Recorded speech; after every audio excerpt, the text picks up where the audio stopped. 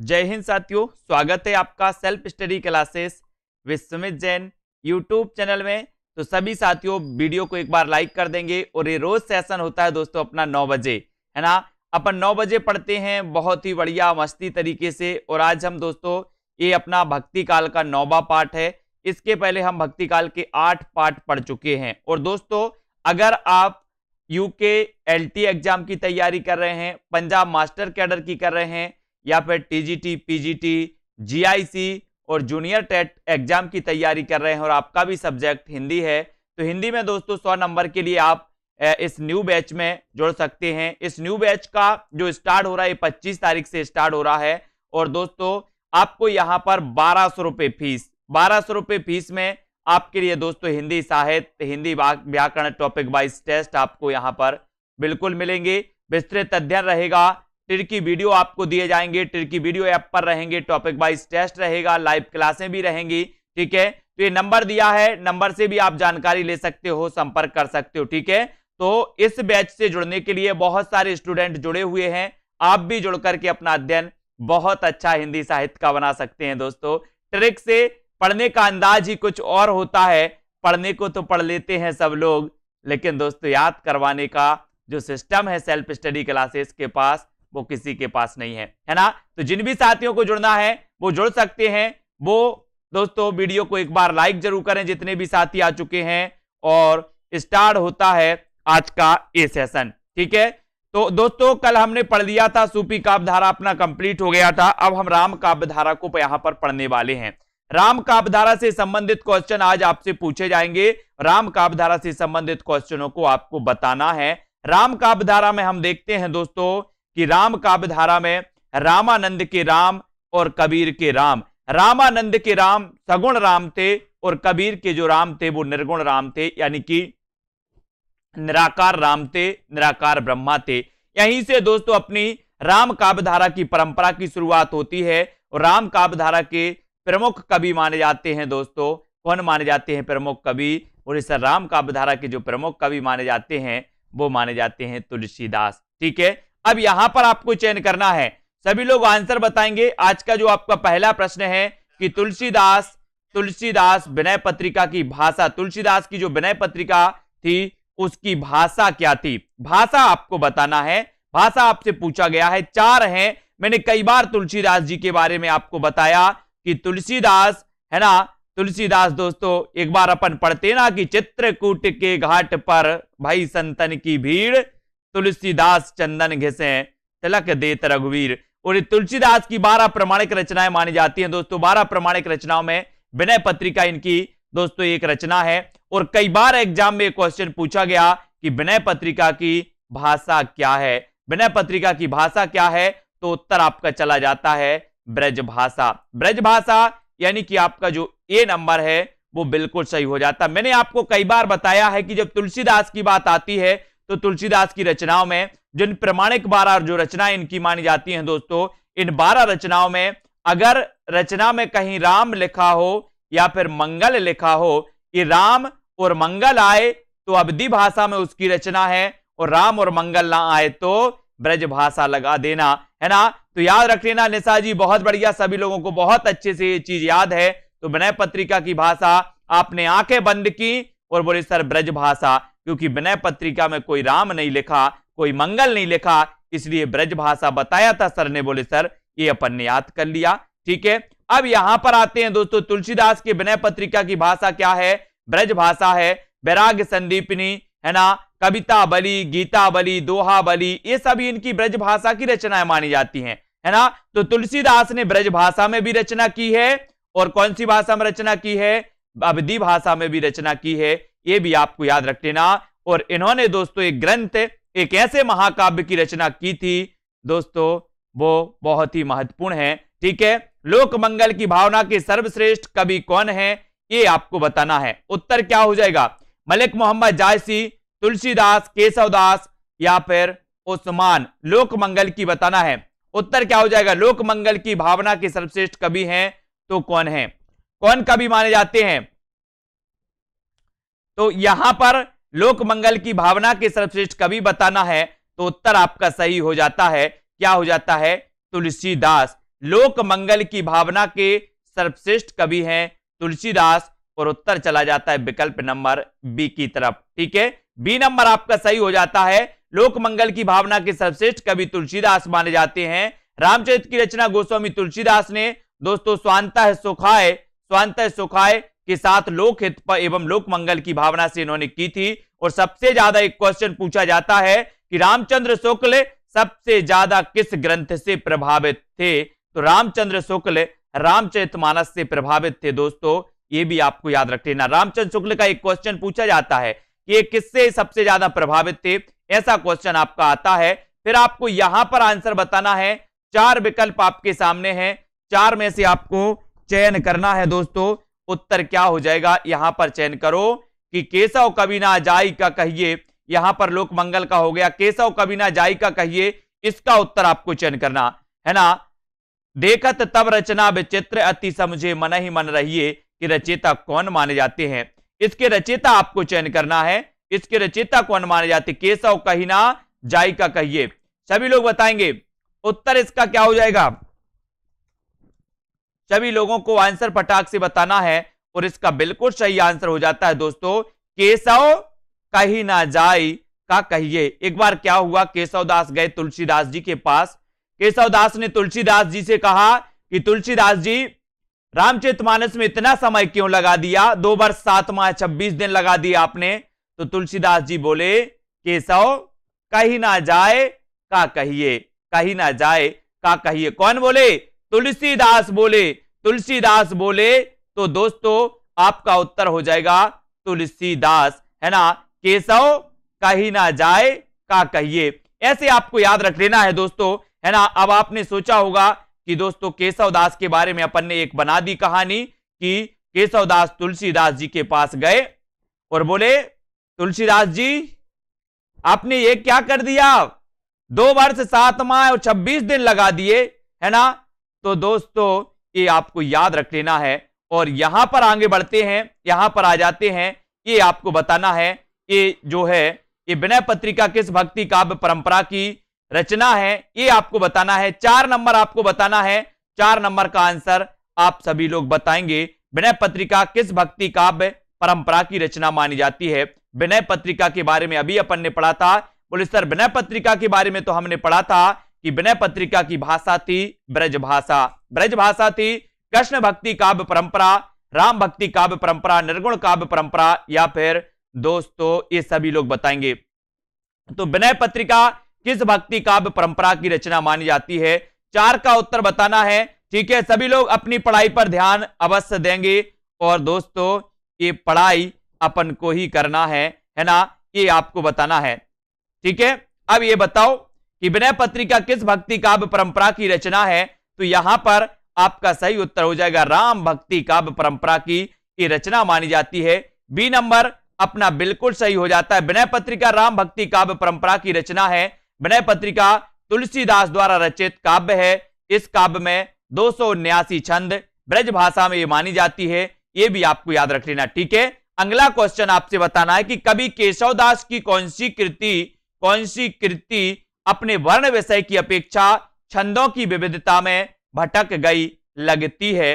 तो कौन सी कृति, ये बताना है। ये 4 विकल्प हैं, 4 में से आपको चयन करना है। उत्तर क्या हो जाएगा? उत्तर बताएंगे सभी लोग। दोस्तों जिन भी साथियों को कोर्स में एडमिशन लेना है वो 25 तारीख तक एडमिशन ले सकते हैं। 25 तारीख तक आप दोस्तों क्रमबद्ध आपका सुव्यवस्थित अध्ययन चालू हो जाएगा, है ना। तो पहले ही सभी लोग लेंगे तो आपका जो अध्ययन है बढ़िया तरीके से हो जाएगा, है ना। तो कवि केशवदास की कौन सी ऐसी कृति है जो छंदों की विविधता में भटक गई ऐसा लगता है? तो बोले सर ये रामचंद्रिका भक्तिकालीन मानी जाती है दोस्तों, भक्तिकालीन रचना मानी जाती है रामचंद्रिका। इसलिए केशवदास भक्तिकाल और रीतिकाल दोनों के कवि कहे जाते हैं, रीतिकाल के प्रवर्तक कहे जाते हैं, ये भी आपको पता होने चाहिए। और रामस्वरूप चतुर्वेदी ने इस रचना रामचंद्रिका के लिए छंदों का अजायब घर कहा है। ऐसा भी क्वेश्चन कई बार पूछा गया कि छंदों का अजायब घर किस रचना के लिए कहा जाता है?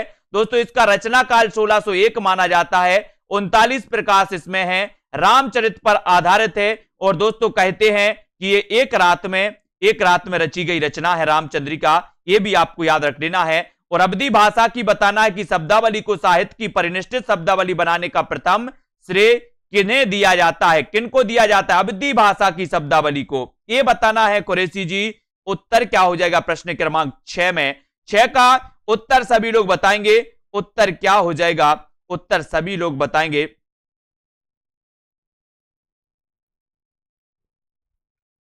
ठीक है, सभी लोगों को बताना है अवधी भाषा की शब्दावली को साहित्य की परिनिष्ठित शब्दावली बनाने का प्रथम श्रेय बताना है। तो उत्तर क्या हो जाएगा, उत्तर सभी को आंसर चयन करना है, उत्तर को बताना है सभी लोग, है ना। जो ठीक है, तो इसका 2 वर्ष 7 माह 26 दिन है। जो लोग भटक रहे हैं या लोगों को भटका रहे हैं, है ना, वो थोड़ा सा सावधान रहें, क्योंकि एक बार आप अगर चैनल से ब्लॉक हो गए तो दोबारा ना इस चैनल को देख पाओगे, ना दोस्तों एक क्लास अटेंड कर पाओगे, है ना। इसलिए अपन को क्या करना है, 2 वर्ष 7 माह 26 दिन, ये आपके काय के थे, रामचरितमानस के थे, ये आपको याद रख लेना। अवधी भाषा की शब्दावली को साहित्य की परिनिष्ठित शब्दावली बनाने का प्रथम श्रेय किन्हें दिया जाता है, ये आपको बताना। मलिक मोहम्मद जायसी को, कुतुबन को, गोस्वामी तुलसीदास को, अमीर खुसरो को। इसका आंसर सभी लोगों को चयन करना है। इसलिए मैं बोल रहा हूं कि अपनी टीआरपी पर न दें ध्यान, अपनी पढ़ाई पर अगर ध्यान देंगे तो बढ़िया रहेगा। अवधी भाषा की शब्दावली, कुछ लोग चाहते हैं कि हमारा नाम हाईलाइट हो जाए, हमारा नाम लें सर बार बार, ऐसा नहीं है। पढ़ाई के दौरान दोस्तों ये सब डिस्टरबेंस होता है। मैं लास्ट में आप सभी के नाम लेता हूं, है ना, लास्ट तक आप बने रहें, सभी के नाम वीडियो में आएंगे।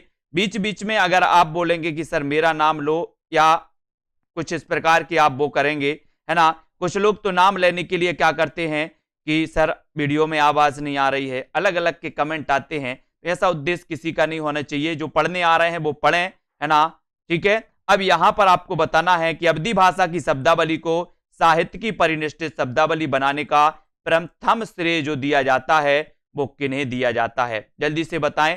तो अवधी भाषा को, भाषा की शब्दावली को साहित्य की परिनिष्ठित शब्दावली बनाने का जो प्रथम श्रेय दिया जाता है वो दिया जाता है किसे, गोस्वामी तुलसीदास को। किसे कहा जाता है, गोस्वामी तुलसीदास को कहा जाता है।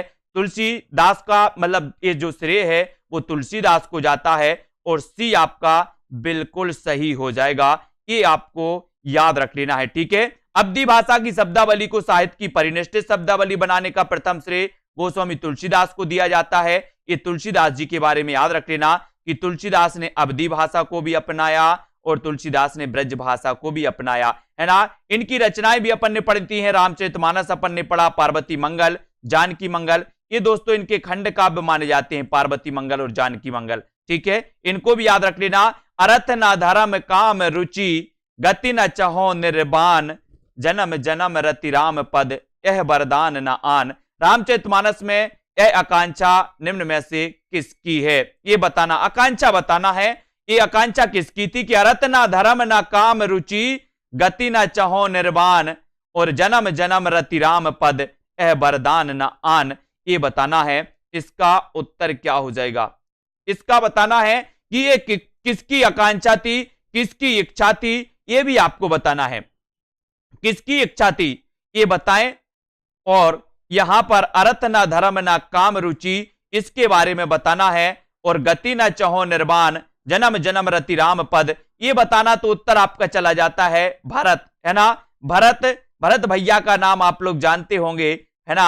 इनकी दोस्तों क्या थी, ये इच्छा थी, आकांक्षा थी। रामायण आपने देखी होगी। अर्थ न धर्म न काम रुचि, गति न चहो निर्वाण, जन्म जन्म रति राम पद, है ना, यह वरदान न आन। ये भरत जी की इच्छा थी। और अगला क्वेश्चन है आपका कि एक राम भक्त कवि हैं तो कौन है, बताइए। इनमें से एक राम भक्त कवि का नाम आपको बताना है। कभी कभी पूछा जाता है कि निम्न में से बताइए कौन सा राम भक्ति धारा से संबंधित था। राम भक्त कवि कौन सा था, ये 4 विकल्प हैं।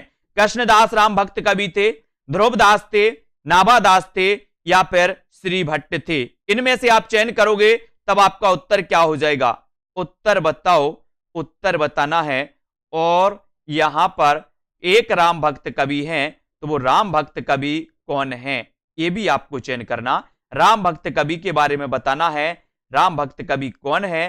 तो उत्तर आपका चला जाता है नाभादास। क्या चला जाता है? नाभादास। यानी कि आपका उत्तर हो जाता है विकल्प नंबर बी, नाभादास की हमने रचना भक्तमाल पढ़ी थी। भक्तमाल कई बार पूछी गई दोस्तों, और भक्तमाल जो है ये नाभादास की रचना है और ये राम भक्त कवि कहलाते हैं। कौन कौन कहलाते हैं? नाभादास। ठीक है ना? तो इनको अपन को याद रख लेना, नाभादास के बारे में याद रख लेना है कि ये इनकी रचना भक्तमाल।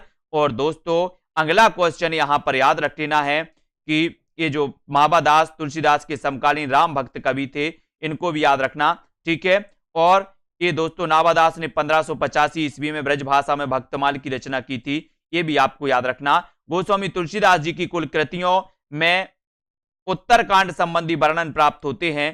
तो बताइए कुल कितनी कृतियों में उत्तरकांड संबंधी वर्णन प्राप्त होते हैं? ऐसा भी क्वेश्चन पूछा गया। तो कितनी कृतियों में होते हैं उत्तरकांड संबंधी वर्णन? प्रश्न क्रमांक 9, और 9 में हमें चयन करना है तुलसीदास के। थोड़ा सा प्रश्न अलग है कि उत्तरकांड संबंधी जो वर्णन प्राप्त होते हैं वो इनकी 4 कृतियों में होते हैं, और वो 4 कृतियां कौन कौन सी उनको देख लो। इन 4 कृतियों में उत्तरकांड संबंधी वर्णन होता है। एक तो रामचरितमानस, दूसरी गीतावली, है ना, और ये जो है आपकी बरबे रामायण, कवितावली। ये आपको याद रख लेना, रामचरितमानस, गीतावली, बरबे रामायण और कवितावली। ये जो 4 रचनाएं हैं ये इनकी उत्तरकांड संबंधी रचनाएं मानी जाती हैं। इनको आपको समझना है, उत्तरकांड में इनका वर्णन मिलता है। अब यहां पर आपको बताना है, अगला क्वेश्चन आपको चयन करना है कि रामचरित के उत्तरकांड के संबंध में असत्य कथन का चयन करना है। उत्तरकांड के संबंध में असत्य कथन कौन सा है, इसका चयन करना है। इसमें राम के लोकाश्री आनंद का चित्रण है, यह कवि की कालजयी रचना का समापन है। उत्तरकांड के संबंध में बताना है, इसमें शैव एवं वैष्णव मतों का समन्वय दृष्टिगत होता है। असत्य कथन का चयन करना है, असत्य कथन कौन सा है। ऐसे जब क्वेश्चन आते हैं तो फंस जाते हैं, है ना, और फंसना नहीं है। रामचरितमानस की रचना की ये तो सभी को पता है ना। और दोस्तों दोहाबली किसकी रचना, ये भी सभी को पता है। लेकिन जब इस प्रकार के क्वेश्चन आते हैं कि रामचरितमानस के उत्तरकांड के संबंध में असत्य कथन का चयन करना है, बोले सर रामचरितमानस में तो 7 कांड हैं, एक कांड का नाम उत्तरकांड भी है ना, और उत्तरकांड के दोस्तों संबंध में बताना है कि सर ये कवि की कालजयी रचना नहीं, ये क्या है, ये रचना नहीं है, ये क्या है, कांड है, ये कांड है। तो असत्य कथन आपका बी चला जाएगा, बी असत्य कथन हो जाएगा, क्योंकि ये कांड नहीं, एक रचना नहीं, कांड है। तो उत्तरकांड, इसको याद रखेंगे, ये आपको याद रखना। और तुलसीदास ने कौन सी रचना कलिकाल से मुक्ति पाने हेतु, मोस्ट इंपॉर्टेंट क्वेश्चन, आईएमपी लगा लो इसमें, तो आपसे पूछा जाएगा तुलसीदास ने कौन सी रचना कलिकाल से मुक्ति पाने हेतु लिखी थी? कवितावली, विनय पत्रिका, रामज्ञा प्रश्न या फिर हनुमान बाहुक। तुलसीदास ने कौन सी रचना कलिकाल से मुक्ति पाने हेतु लिखी थी? प्रश्न क्रमांक 11 का आंसर आपको चयन करना है, और 11 का उत्तर क्या हो जाएगा? तुलसीदास ने कौन सी रचना कलिकाल से मुक्ति पाने हेतु लिखी थी, ये आपको बताना है। कलिकाल से मुक्ति हेतु कई बार क्वेश्चन पूछा गया दोस्तों, और बहुत ही महत्वपूर्ण प्रश्न है। कलिकाल से मुक्ति हेतु बताना है, तो बताइए कौन सी रचना लिखी थी कलिकाल से मुक्ति हेतु? तो ये आपका बिल्कुल सही आंसर होता है दोस्तों कि कलिकाल से मुक्ति हेतु इन्होंने विनय पत्रिका की रचना की थी, है ना। तो इसको आपको याद रख लेना है। विनय पत्रिका की रचना कलिकाल से मुक्ति पाने हेतु लिखी। विनय पत्रिका में 279 पद हैं, ब्रज भाषा में लिखी गई ये रचना है, ये भी आपको याद रख लेना। और दोस्तों इस ग्रंथ का प्रधान रस है भक्ति रस, इसमें विभिन्न राग रागनियों का प्रयोग हुआ, यह गीति काव्य है, इसकी रचना काशी में हुई थी, ये भी आपको याद रख लेना है। ठीक है। और दोस्तों आपको पता है, यहां पर आते हैं, कलिकाल से मुक्ति हेतु विनय पत्रिका की रचना हुई थी, और यहां पर आपसे पूछा गया कि संसार अपार के पार को सुगम रूप नौकालियो, कलि कुटिल जीव निस्तार हित वाल्मीकि तुलसी भयो। इसका उत्तर बताइए, ये उक्ति किसकी है? उक्ति बताना है, उक्ति बताओ। हनुमान बाहुक की रचना क्यों की गई थी, ये भी आपको पता होनी चाहिए। जो हनुमान बाहुक इनकी रचना है, उसकी रचना की गई थी किस लिए, किस लिए की गई थी, ये बताना है।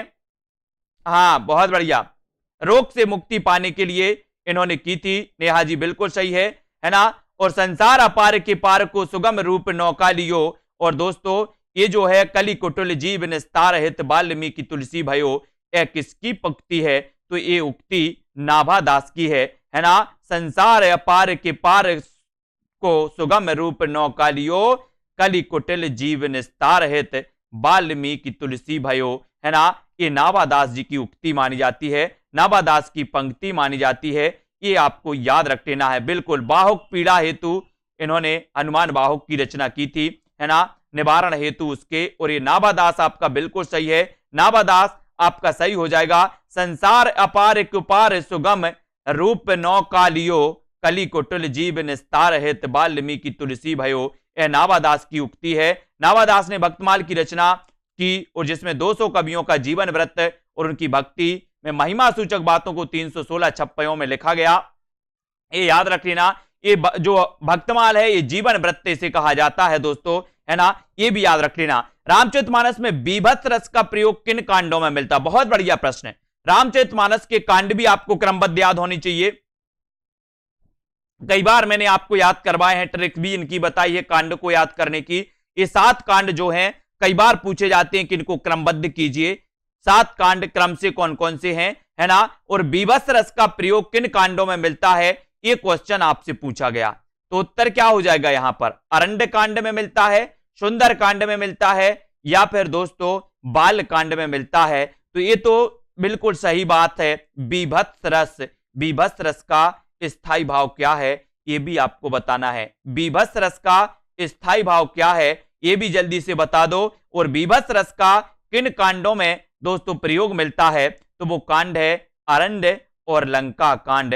अरण्य और लंका कांड, ये दोस्तों बीभत्स रस का प्रयोग इन कांडों में हुआ है। जल्दी से बता दो कि सर बीभत्स रस का स्थायी भाव क्या है। रस के बारे में भी आपको कुछ पता होनी चाहिए। बीभत्स रस का प्रयोग हुआ है अरण्य और लंका कांड में। वेरी गुड, बहुत बढ़िया आंसर, सभी लोगों ने बिल्कुल सही है। रामचरितमानस में बीभत्स रस का प्रयोग अरण्य और लंका कांड में मिलता है। रामचरितमानस के रचयिता तुलसीदास हैं।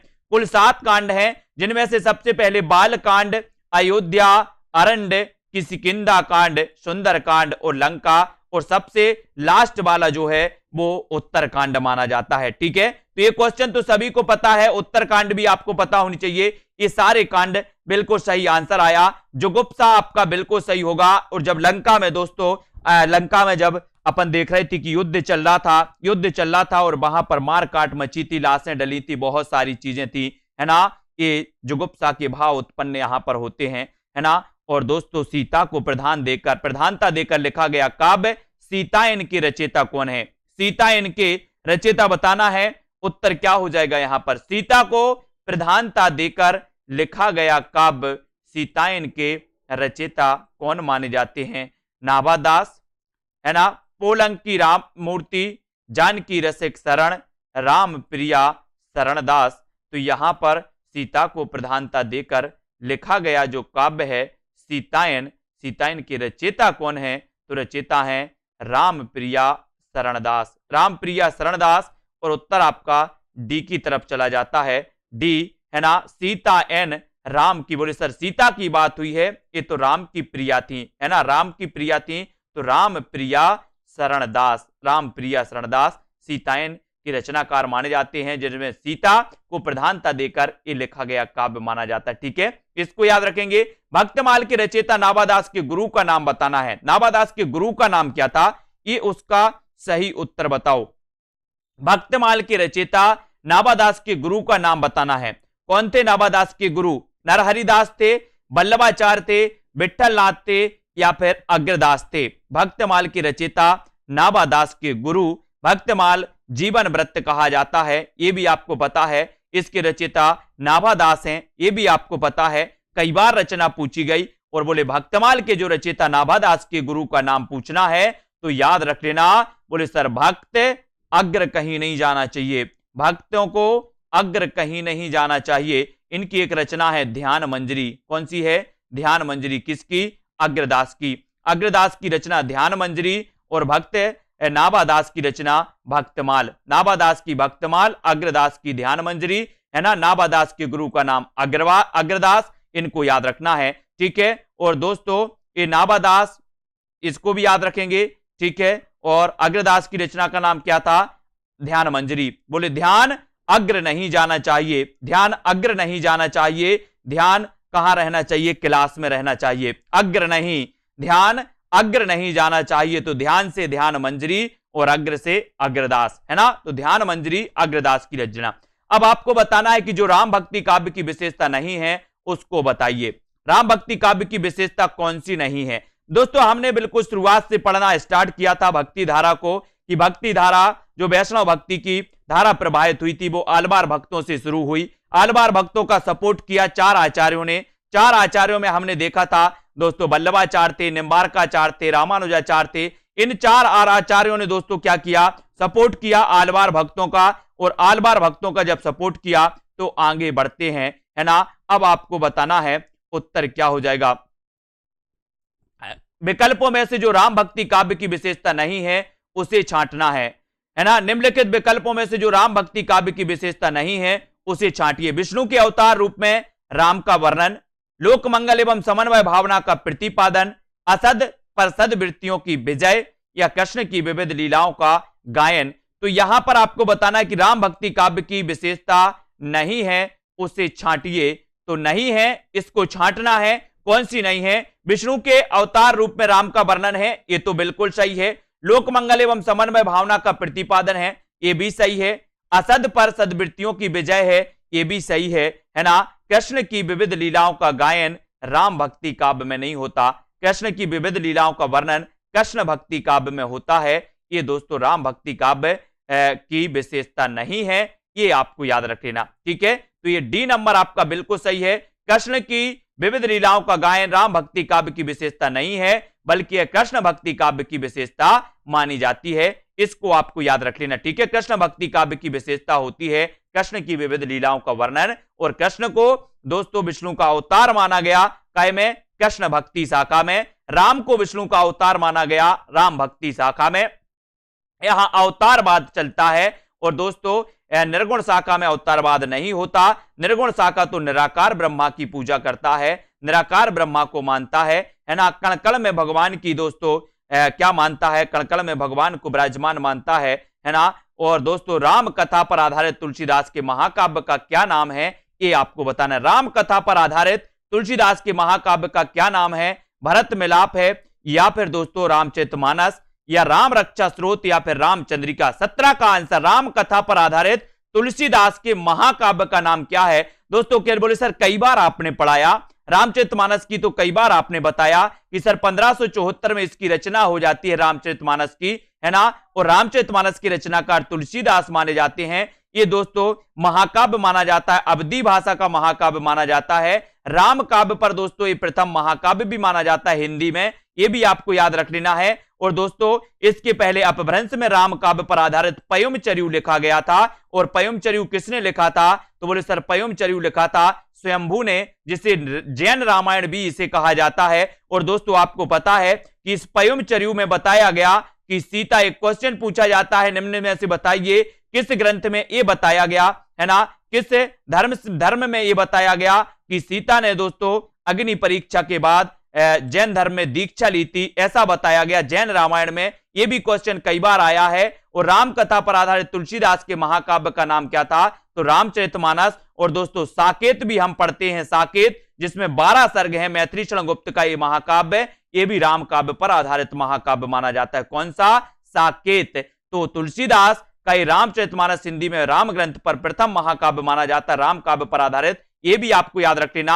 अगर दोस्तों संवत पूछा जाए तो 1631 लगा देना, और सन पूछा जाए तो 1574 लगा देना, है ना, क्योंकि संवत से 57 वर्ष पीछे चलती है ईसवी सन, है ना। तो ये भी आपको याद रख लेना। कभी कभी ऐसा भी पूछा जाता है। तो 2 वर्ष 7 माह और 26 दिन में इसकी रचना हुई थी रामचरितमानस की, इसको भी आपको याद रख लेना। और दोस्तों रामचरितमानस में कितने कांड हैं? 7 कांड हैं। अवधी भाषा में लिखा गया ये दोस्तों रामचरितमानस, ये भी आपको याद रख लेना। और कौन सी रचना तुलसीदास की नहीं है, ये आपको चयन करना।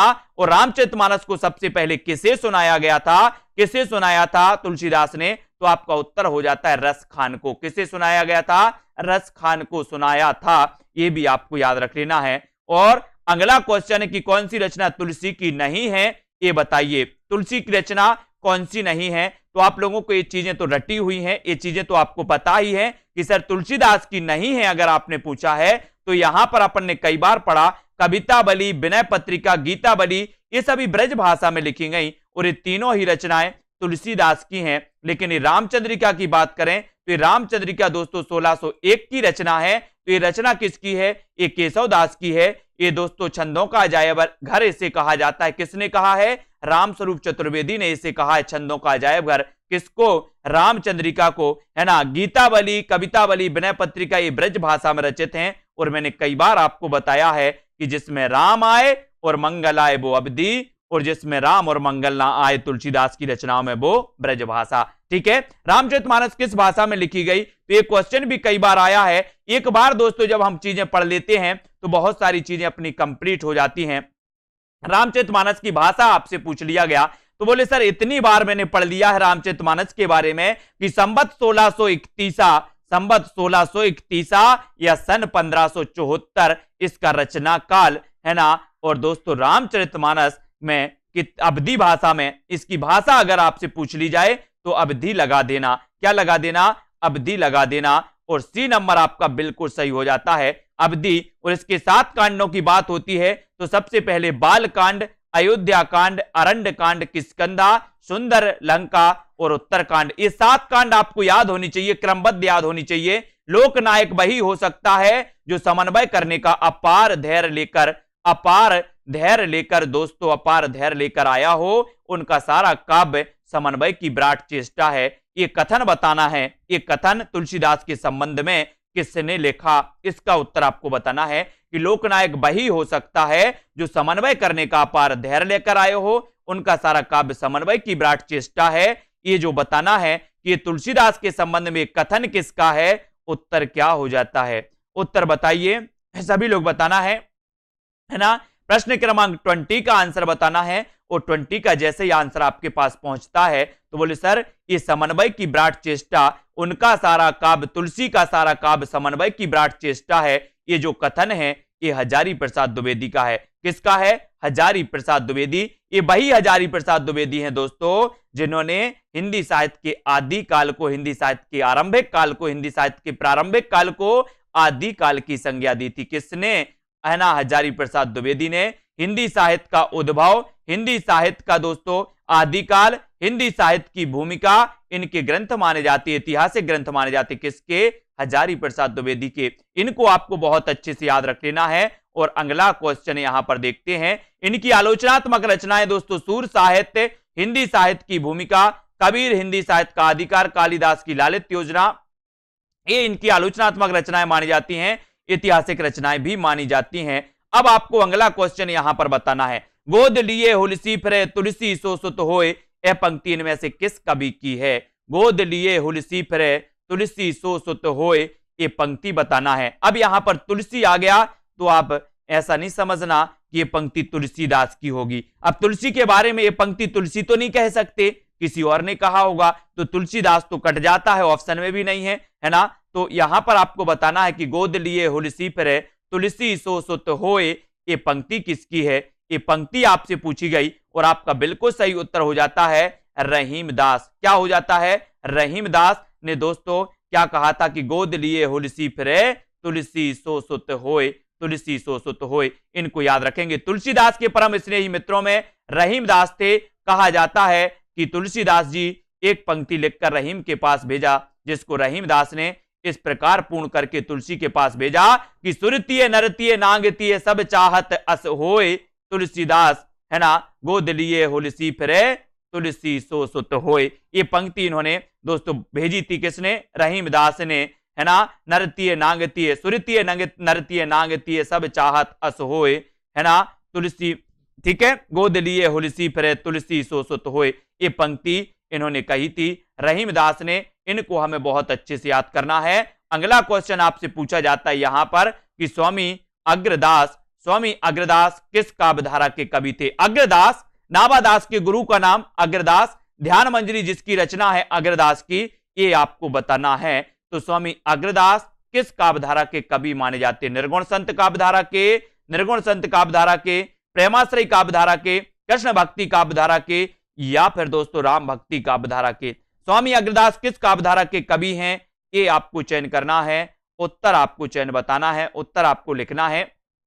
स्वामी अग्रदास किस काव्यधारा के कवि हैं? तो बोले सर नाभादास के बारे में तो हमने पढ़ा था कि नाभादास राम भक्ति शाखा के थे, तो इनके गुरु भी अग्रदास, ये भी राम भक्ति काव्यधारा के थे, है ना। प्राणचंद्र चौहान ये भी राम भक्ति काव्यधारा के थे, नाभादास भी राम भक्ति काव्यधारा के थे, और दोस्तों अग्रदास भी राम भक्ति काव्यधारा के थे। इनको कभी भूलना नहीं। क्वेश्चन आता है निम्न में से बताइए कौन सा राम भक्ति काव्यधारा से संबंधित नहीं था या फिर था, तो आपको उत्तर बताना है। नाभादास, नाभादास, अग्रदास, है ना, और दोस्तों प्राणचंद्र चौहान, ये राम भक्ति काव्यधारा से संबंधित माने जाते हैं। ठीक है, इनको याद रखेंगे। इनकी रचना कौन सी मानी जाती है दोस्तों?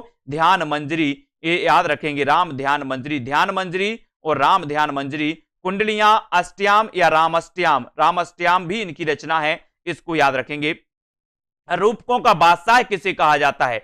अगला क्वेश्चन आपसे पूछा जाता है, रूपकों का बादशाह किसे कहा जाता है? जिन भी साथियों को एडमिशन लेना है वो कोर्स में एडमिशन ले सकते हैं। कल्पना जी, सुभाष, सोनू जी, भावना, पूनम जी, है ना, सभी लोग एडमिशन आपको जरूर लेना है। एडमिशन लेकर के आप पढ़ेंगे, विस्तृत अध्ययन पढ़ेंगे, ट्रिकी वीडियो पढ़ेंगे, टॉपिक वाइज टेस्ट लगाएंगे, तो हिंदी साहित्य आपका बहुत अच्छा हो जाएगा। तो जिन भी साथियों को लेना है, जिनको लगता है कि मुझे और अच्छे से पढ़ना है और अच्छी ट्रिक से विस्तृत क्रमबद्ध पढ़ना है, वो निश्चित ही दोस्तों एडमिशन लें। 25 तारीख तक आपका एक नया बैच स्टार्ट हो जाएगा। 25 तारीख तक आप एडमिशन ले सकते हैं। नया बैच एक टारगेट के साथ स्टार्ट होगा, है ना। और रूपकों का बादशाह किसे कहा जाता है?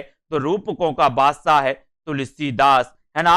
रूपकों का बादशाह कहा जाता है दोस्तों तुलसीदास को, ये भी आपको याद रख लेना। रूपकों का बादशाह राम भक्ति शाखा के सिरमौर महाकवि तुलसीदास।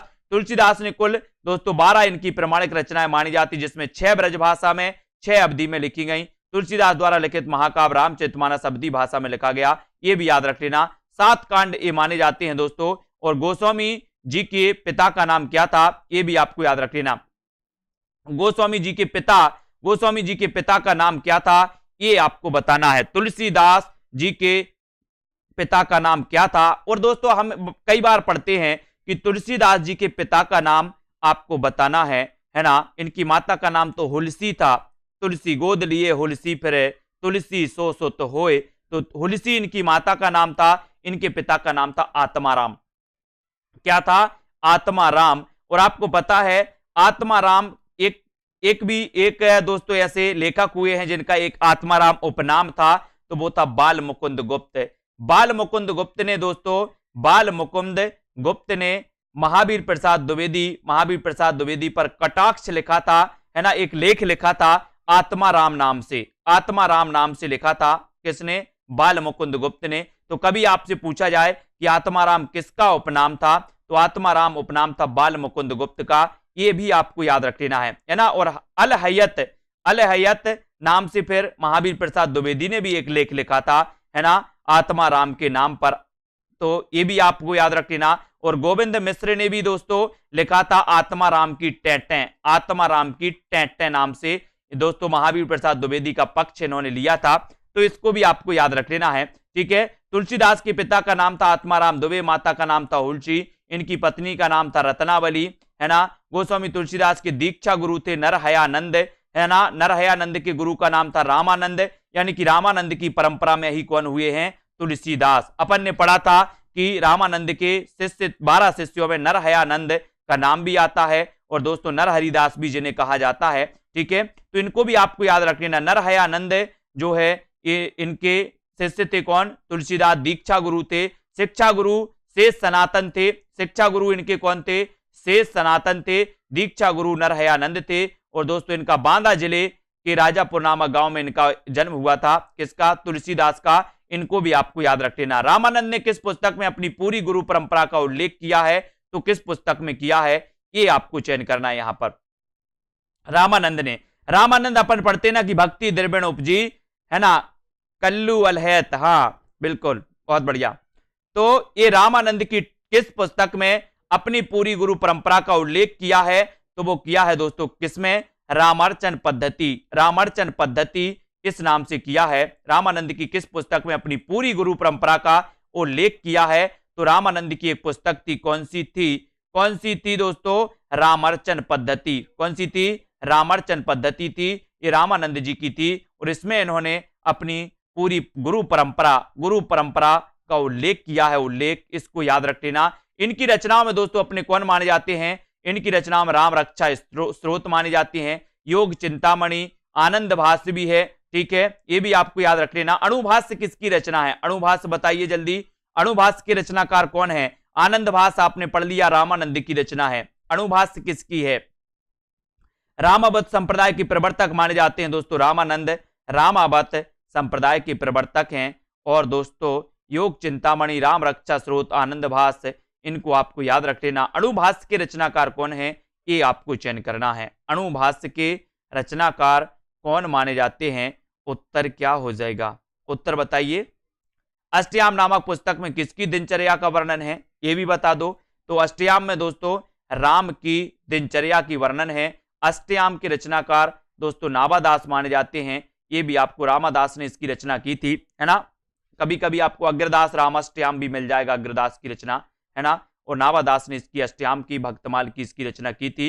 नाभादास के गुरु का नाम था अग्रदास, ये भी आपको याद रख लेना।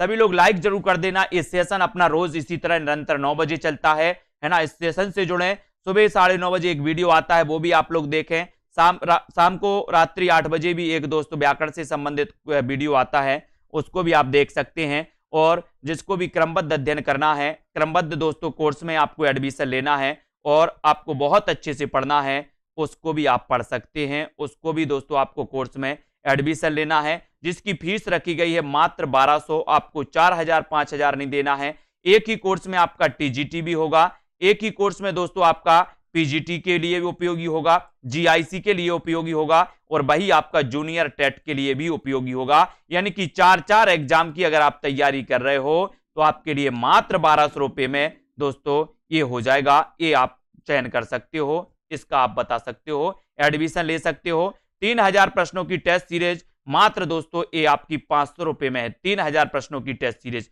ठीक है, बिल्कुल सही है, बहुत बढ़िया। सभी लोग, अष्टयाम नाम से और भी लेखकों ने रचना की है, कवियों ने, बिल्कुल सही है, ठीक है। वीडियो को सभी लोग लाइक कर दें, अपने मित्रों तक शेयर करें, अपने फेसबुक पेज पर भी शेयर कर सकते हैं, अपने दोस्तों भाइयों तक, अपने मित्रों तक शेयर जरूर करें। और बहुत सारी चीजें हैं जो दोस्तों आप तक प्रेषित की जाती हैं, और निरंतर बने रहें, है ना। सोनू जी, राम मूरत, रंजना जी, प्रतिभा जी और हेमा जी और देवकी, ओम प्रकाश, आदर्श जी, कुशल परिवर्तन, पूजा जी, हरिओम जी, मंजू जी, सभी को धन्यवाद। सभी लोगों को इसी प्रकार से अध्ययन करना है और डटे रहना है। और जिन भी साथियों को दोस्तों न्यू बैच में एडमिशन लेना है, ये 25 तारीख से जो स्टार्ट हो रहा है, इसमें आप एडमिशन ले सकते हैं, ठीक है। और दोस्तों आपको शेयर जरूर करना है, शेयर आपको जरूर करना है, जिससे दोस्तों इस परिवार को, अपन को और आगे बढ़ाना है। जो भी साथी चाहते हैं कि सर हम भी इस परिवार को बढ़ाने में क्या करते हैं, हम भी इस परिवार को बढ़ाने में आपका सहयोग करते हैं। आप अगर 1 घंटा चिल्लाते हो, आप अगर 1 घंटे आप गले खराब करते हो, तो हम भी आपके साथ हैं। ऐसा बिल्कुल भी नहीं है कि जितने साथी देख रहे हैं वो आपके साथ नहीं है, है ना। तो साथी बनकर काम करो, मजा आएगा आपको भी, हम आपके लिए, आप हमारे लिए। इसी प्रकार से अगर करोगे इस परिवार के लिए तो आगे बढ़ेंगे, है ना। और दोस्तों आगे बढ़ते रहेंगे। बहुत सारा कोर्स आपको प्रेषित किया जाता है। जिन भी साथियों को एडमिशन लेना है वो एडमिशन लें, पढ़ें निरंतर। और दोस्तों बढ़िया तरीके से, एक क्लास तो क्या है, 5.5 वाली क्लास आप देख लोगे कि टोटल ट्रैक पर फोकस होता है 5.5 वाली क्लास में। और मेरा उद्देश्य होता है कि दोस्तों 50% जो है आपको याद हो। अगला जो टेस्ट होना है फर्स्ट बैच वालों का, वो 28 तारीख को होगा। 28 तारीख को आपका पूरा उपन्यास का टेस्ट होगा, फर्स्ट बैच वालों का, है ना, पूरा उपन्यास का होगा। सेकंड बैच वालों का जो टेस्ट होगा वो 25 तारीख को होगा, छायावाद के 12 वीडियो पर सेकंड बैच का होने वाला है ना। तो तैयार रहें, बिल्कुल सही है। अणुभाष बल्लभाचार, ठीक है, बल्लभाचार की रचना है अणुभाष, उसको याद रखें, बहुत बढ़िया, है ना। और हेमा जी, आस्था, उत्कर्ष जी, मातृभाषा हिंदी जी, गीता रानी जी, दोस्तों जो हम पढ़ते हैं वो निरंतर अध्ययन के कारण आपका जो है स्ट्रांग होता जा रहा है। आज हर छात्र पर क्वेश्चन बनते हैं, हर व्यक्ति हिंदी साहित्य में इतना अच्छा हो रहा है, क्यों हो रहा है? ये उसका प्रतिफल है अभ्यास का। आप लोग क्या करते हैं कि एक बार पढ़ लिया, बोले सर हमने एक बार तो पूरी किताब पढ़ ली है ना, अब क्या मैंने तो पूरा पढ़ लिया। बोले एक बार में कुछ नहीं होता, एक बार में तो डाउट्स होते हैं है ना। 2 बार पढ़ो, 3 बार पढ़ो, एक बार नहीं, अपन को कई बार पढ़ना है। और कई बार जब हम पढ़ते हैं तो बहुत सारी चीजें क्लियर होती जाती हैं, बहुत सारी चीजें जो अपनी जानबूझकर गलत होती हैं वो सही होती जाती हैं है ना। तो अपना मूल मंत्र एक ही है कि एक चीज को अपन को एक बार नहीं पढ़ना है, कितनी बार पढ़ना, 50 बार पढ़ना है। ठीक है, बहुत बढ़िया। तो इसको याद रख लेना है ना। राम मूरत जी, अनूप जी, डॉक्टर वंदना जी और हरजेश, पूनम, मोना रानी जी, अनूप राजपूत, कॉमेडी गुरु जी है ना, हरजेश उपाध्याय जी, बहुत बढ़िया। नेट स्लो चल रहा है, कोई बात नहीं है ना। दारसू जी, नेहा चौहान जी, बिल्कुल बिल्कुल, बहुत बढ़िया। तो इसी प्रकार से आगे बढ़ना है और बढ़ाना भी है। हमारा निरंतर प्रयास पूरा दोस्तों आपको देता हूं, 100% देने का प्रयास करता हूं है ना। और ममता जी, आप लोग कितना कैप्चर करते हैं, कितना ग्रहण करते हैं है ना, कितनी चीजें आपसे बन रही हैं, कितनी चीजें आपसे प्रैक्टिस हो रही हैं, ये भी आपको देखना है। गीतिका जी, अगर आपसे बन भी रहा है, आपने एक बार क्लास देख भी ली है, तो अगर आपके पास समय है तो आप उस क्लास को फिर से देख सकते हो है ना। इसमें ये नहीं होना चाहिए कि सर ये तो हमने पहले पढ़ लिया, ऐसा शब्द नहीं निकलना चाहिए पढ़ने वालों से है ना। आपने पढ़ लिया है, आप उसको दोबारा पढ़ोगे तो आपका वो टॉपिक स्ट्रांग हो जाएगा, स्ट्रांग हो जाएगा तो आपके बहुत अच्छे से बनेगा। ये नहीं कि मैंने एक बार पढ़ लिया तो सर कौन बार बार पढ़े है ना, ऐसा नहीं है। बार बार पढ़ोगे, स्ट्रांग हो जाएगा, अभ्यास हो जाएगा अच्छा, और पढ़ते पढ़ते बहुत अच्छी चीजें, हिंदी आपसे बहुत अच्छी हो जाएगी। ठीक है, तो शोभनाथ जी यादव, बिल्कुल सही। रचना जी, नीतू जी, शैलेंद्र जी, प्रिया जी, रंजना जी और बबलू यादव जी, विश्वास मलिक, सभी को धन्यवाद। रचना जी, बढ़ते रहें, परिवार को आगे बढ़ाते रहें, अपने मित्रों तक शेयर करते रहें। गीतिका जी, महेंद्र सिंह जी, ठीक है, सभी को धन्यवाद। और सभी लोगों को आगे बढ़ना है ना, निरंतर तैयारी करना है, जारी रखें अपनी क्लासों को, पढ़ते रहें, बिल्कुल सही है ना। अनिकेत जी, सोनू जी, धन्यवाद सभी को। जयप्रकाश जी, बबीता, रचना जी, और जिनको भी एडमिशन लेना है वो ऐप डाउनलोड कर लें, सेल्फ स्टडी क्लासेस। आपको सर्च करना है दोस्तों काय पर, प्ले स्टोर पर, प्ले स्टोर पर सर्च करना है। सुशीला यादव जी, प्ले स्टोर पर। अमिता जी, ठीक है, बिल्कुल, अमिता, राज सिंह जी, रंजना है ना, बिल्कुल, रंजना रानी, देव ठाकुर जी, बहुत बढ़िया। अर्शदीप, हरजेश, सुमन जी, सभी को धन्यवाद है ना। और दोस्तों इस बैच में आप ऐप तो डाउनलोड कर लेना आप लोग, सेल्फ स्टडी क्लासेस। जिनको भी पढ़ना है, निरंतर अध्ययन करना है, वो एडमिशन जरूर लेना, क्लास को अटेंड जरूर करना। ठीक है, तो आज के वीडियो के लिए बस